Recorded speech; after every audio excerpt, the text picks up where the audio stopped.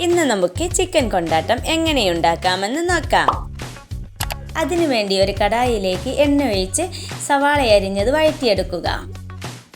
വഴന്നു വരുന്ന സവാളയിലേക്ക് ഇഞ്ചിയും വെളുത്തുള്ളിയും ചതച്ചത്, tomato sauce, chilli sauce, soya sauce എന്നിവ ചേർത്ത് നന്നായി ഇളക്കാം.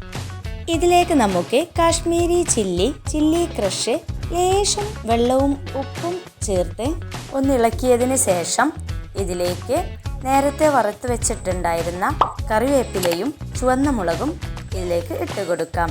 ഇനി നമുക്ക് പൊരിച്ചെടുത്ത ചിക്കൻ ഈ മസാലയിലേക്ക് ഇട്ട് മസാല ചിക്കനിലേക്ക് പിടിക്കുന്നതിന് വേണ്ടി കുറച്ച് സമയം ലോ ഫ്ലെയിമിൽ വെക്കാം. ആ സമയത്ത് എരിവ് ബാലൻസ് ചെയ്യുന്നതിന് വേണ്ടി ലേശം പഞ്ചസാരയും ആഡ് ചെയ്യാം. ഓപ്ഷണലാണേ. ഈ ചിക്കൻ കൊണ്ടാട്ടം വളരെ ടേസ്റ്റിയാണേ.